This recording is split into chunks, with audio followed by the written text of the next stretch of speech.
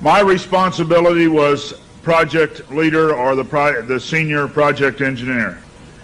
We began to work on the design of a microchip that, when it was completed, was 0.75 millimeters in diameter, 7 millimeters long.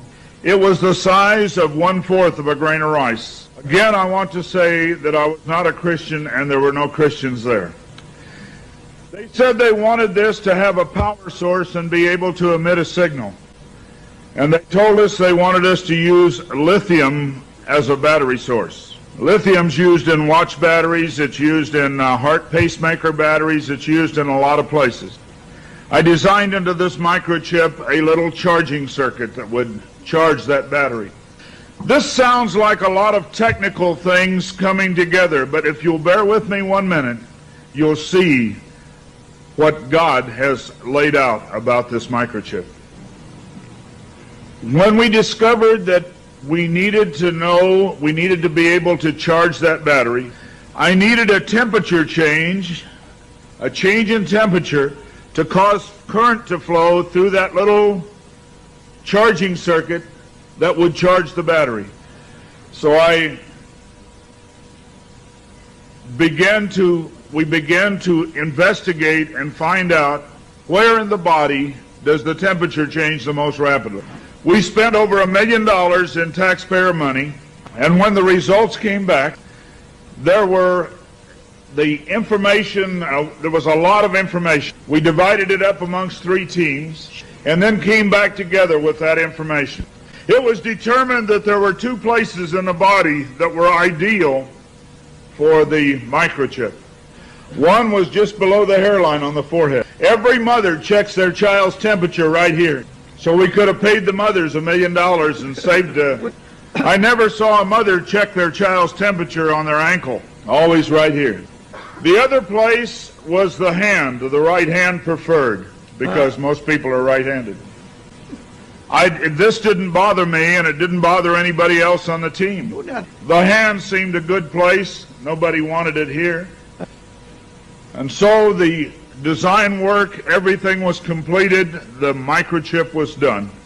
You're seeing it now on some of the Discovery Channel presentations. There are people who have received it already. It is real. It's not something that's coming way down the road. They gave me a Bible. They told me not to read the book of Revelation. They said the book of Revelation is too hard to understand. So I waited, and I didn't read the book of Revelation for quite some time.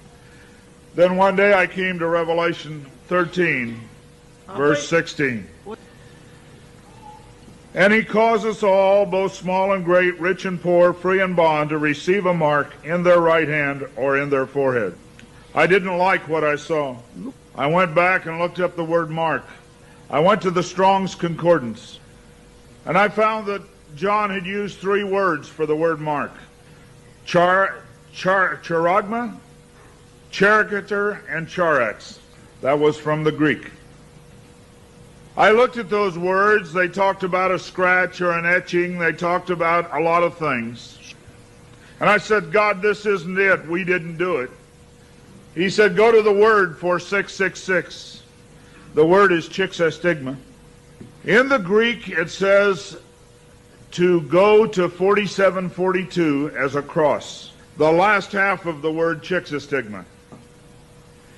And when I looked at what it says stizo, i.e. to stick, to prick, a mark incised or punched into for recognition of ownership.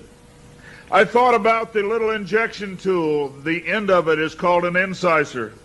I began to weep and I began to cry, and I said, oh God, what have we done? I couldn't believe that this lined up with what we had developed. And I began to run from God. My ability to go and get $250,000 in research money took me away from telling the message. I ran for many years. What I want to tell you is that this is real. The microchip implant is real. Credit cards are failing. They can be counterfeited. The new smart card can be counterfeited. They can be stolen. They can be lost. All kinds of things can happen to a card. But you cannot lose your hand. Very quickly they're going to move to this being in the hand. And I tell you, as a Christian, you cannot take this. No matter what anybody says, God's Word says you cannot take it. No matter what they try to talk you into, God's Word says don't take it.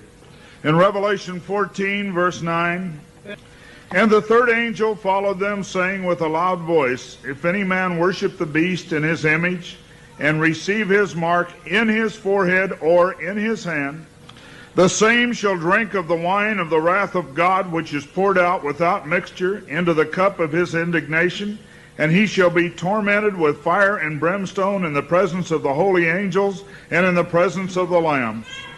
And the smoke of their torment ascendeth up forever and ever, and they have no rest day nor night, who worship the beast in his image, and whosoever receiveth the mark of his name. Here is the patience of the saints. Here are they that keep the commandments of God and the faith of Jesus. It's very simple. God's Word says do not take it. Today there have been over 15,000 babies that have been given the positive identification.